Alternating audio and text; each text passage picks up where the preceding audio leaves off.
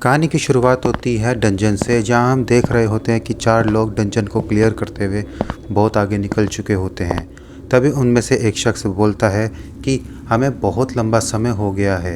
तभी उसका एक जवाब देते हुए एक और लड़का बोलता है कि अभी हमें एक चैलेंज और करना है यहाँ पे। तो एकदम से ये अजीब सा सवाल, ऐसा क्यों? तभी उनमें से वही शख्स दोबारा बोलता है कि अब तक जो तूने मदद करी थी हमारी, हम उसके लिए बहुत आभारी हैं, लेकिन अब अच्छा होगा कि हम लोग यहाँ से अलग हो जाएं, हमारे रास्ते पूरी तरह से। ये सुनते के साथ ही उस लड़का को शौक लगता है कि ऐसा क्यों। फिर वो पूछता है क्या हम सही में ऐसा कर रहे हैं, पर उसे एटलीस्ट रीज़न तो बता दे कि ऐसा क्यों कर रहे हैं, क्योंकि हम स्कूल के समय से ही सब साथ हैं। तो फिर वो बताता है कि वो क्योंकि एक jack of the all trader है, मास्टर ऑफ नन। तो इस बात से समझ जाना चाहिए, क्योंकि जैक ऑफ ऑल ट्रेडर का मतलब है कि उसके पास स्किल्स बहुत सारी फील्ड हैं जाने के लिए, लेकिन अभी तक वो किसी में भी मास्टर नहीं हो पाया है। आगे जाकर वो उसे बताता है कि ये हमारे लिए बहुत ही अच्छा रहेगा और ये बेस्ट सोल्यूशन है हम सभी के लिए। थोड़ी सी देर के लिए यहाँ साइलेंस होता है। फिर वो बताता है अभी भी वैसे भी चैलेंज तो बचा ही हुआ है, तो उसे वहाँ पे अकेले ही जाना होगा उस हिडन रूम के अंदर। वो ये सुन के बोलता है कि ऐसा क्यों।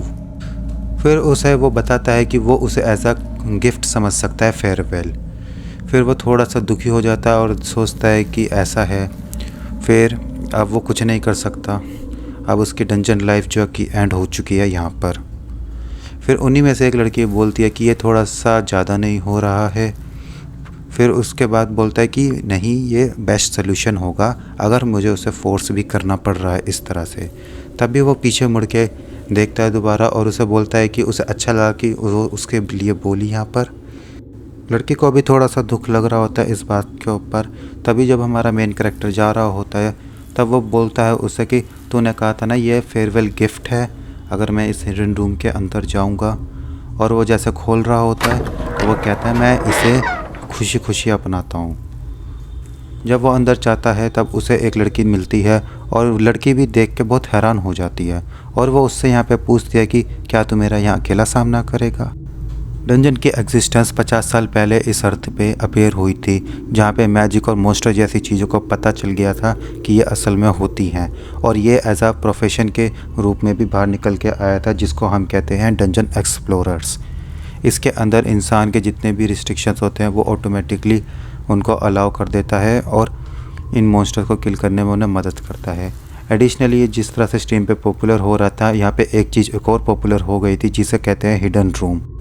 ये नाम इसको इसलिए पड़ा था क्योंकि आज तक 50 सालों के अंदर जो भी इस हिडन रूम के अंदर आया है उसने कभी भी डंजन में दोबारा कदम नहीं रखा है, और सब लोगों ने अपना यहाँ पे पूरा जितना भी मैजिक की पावर थी जिन्होंने उन्हें सब मिली थी, उन्होंने सब कुछ इस्तेमाल कर लिया था, लेकिन उसके बावजूद भी वो इस हिडन रूम के मॉन्स्टर को नहीं हरा पाए। और जो भी अब तक जिन्होंने भी फेस करा है उसके बाद उनमें हिम्मत नहीं है कि वो डंजन के अंदर दोबारा से यहाँ पे आ सकें। उसके बाद लड़की पूछती है कि तेरा सही में प्लान है मेरे से लड़ने का, वो भी अकेले।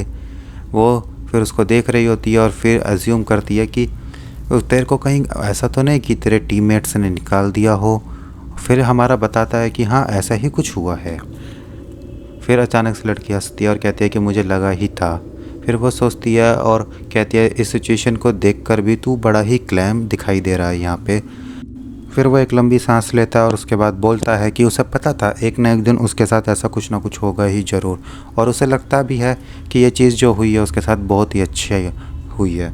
फिर लड़की कहती है कि तुम ऐसा देखता है। फिर लड़की कहती है कि चलो कोई नहीं, वैसे भी मुझे खुशी है कि तू यहाँ पे आ गया।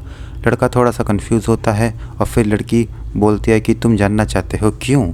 फिर अचानक से वो कहती है ये बहुत ही आसान बात है, और अपनी पावर शो करती है और बताती है कि क्योंकि वो भी यहाँ पे बहुत बोर ही हो रही थी।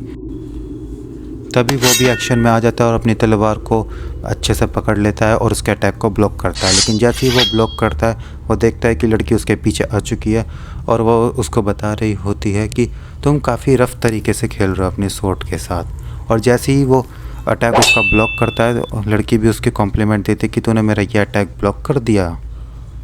फिर वो सोच रहा होता है कि इसने जो टेलीपोर्टेशन इस्तेमाल करा है, अगर वो विस्पर नहीं करती उसके ऐसे पीछे तो वो डायरेक्ट हिट ले लेता है। तभी मेन कैरेक्टर सोचता है कि उसको भी अब अटैकिंग यहाँ पे शुरू कर देनी चाहिए और वो भी स्लैश करता है उसके ऊपर। लड़की उसको थोड़ा देख के हिल जाती है पर वो उससे बच जाती है आराम से। दोनों के बीच में घमासान युद्ध चल रहा होता है और वो एकदम से बहुत ही क्लोज आ जाता है उस लड़की के। और तभी उसी वक्त लड़की भी उसको काउंटर अटैक देती है अपना। लड़के को तो यहाँ पे इतना डैमेज वैसे होता नहीं है, लेकिन लड़के के हाथ में उसका अटैक लग चुका होता है जिससे वो इस्तेमाल नहीं कर सकता था। लेकिन तभी वो बोलता है हील, जिससे उसका हाथ जो कि हील होना शुरू हो जाता है और वापस से एकदम ठीक हो जाता है। लड़की देख के थोड़ा शॉक हो जाती है। फिर वो कहती है कि तू हील भी इस्तेमाल कर सकता है। फिर इसका मतलब ये हुआ कि तू जैक ऑफ ऑल ट्रेडर्स है। ये देख के थोड़ा सा वो होता है और बोलता है हाँ मैं शायद हूँ jack of the all trader, लेकिन एक तरीके से वो फूल ही है, क्योंकि इसके अंदर देखा भी जाए तो jack of the all trader वो लोग होते हैं जो स्वॉर्डमैनशिप्स को और हीलिंग को भी, supporting magic, offensive magic, defence, ये सब कुछ इस्तेमाल कर सकते हैं और वो भी हाई लेवल के ऊपर।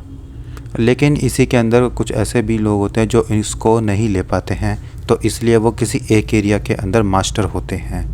अब उसके हम पुरानी टीम की भी अगर हम बात करें तो उसके अंदर उसका जो दोस्त सैरा था वो एक सोर्ड सेंट था।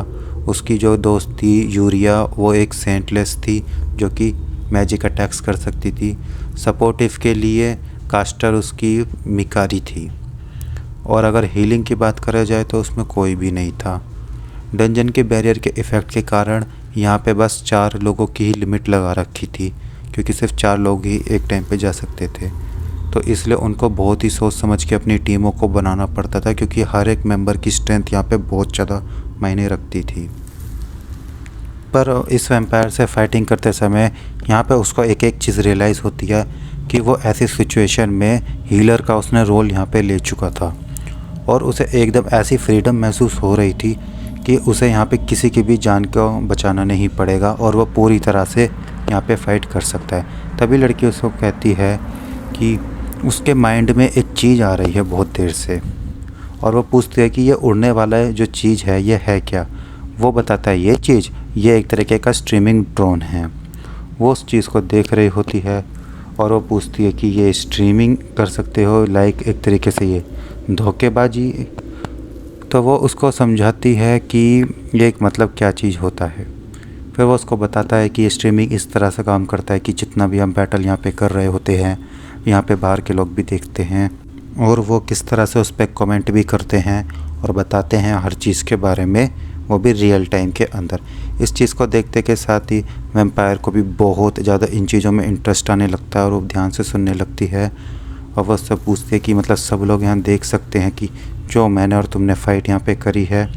वो उसे बताता है कि ये उसके फॉर्मर पार्टी के एक बंदे ने उसको गिफ्ट में दिया था इससे पहले कि उसे छोड़ते। फिर वो कहती है अरे रे ये तो बड़ा ही मज़ेदार बात है। फिर वो कहती है शुक्रिया उस चीज़। फिर वो अचानक से सोचने लगता है कि ये ऐसा क्यों। फिर वो बताता है कि तुम पहले एक ऐसे इंसान हो जिसने मेरे को सही में बहुत ही प्यारे तरीके से चीज़ें एक्सप्लेन करी है। फिर वो उससे पूछती है कि इस समय अभी क्या कह रहे हैं कमेंट के अंदर। फिर लड़का चेक करता है और वो बताता है कि कमेंट में भी कहा जा रहा है कि वैम्पायर बहुत ही क्यूट है। और ये देख के थोड़ा सा वो शर्माती है हल्का सा, और वो देख रही होती है कि सब के सब। वो भी लगे इतने सारे लोग ऐसा बोलते हैं। फिर वो सोचे थे कितना ये बुरा है, कितना बुरे लोग हैं। वो पूछते कि ऐसे लोग हैं यहाँ रहते हैं क्या, सब के सब सारे इंसान। वो कहती है सोचता है इंसॉल्वेंट इस तरह से कहना अच्छा नहीं है। वो कहता है सब लोग बस यहाँ पे हॉनेस्ट बन रहे हैं। थोड़ा सा ये देख के वो ब्लश हो जाती है और कहती है हॉनेस्टी। फिर उसके बाद वो कहती है कि एक चीज़ है जो उसके दिमाग के अंदर आ रही है।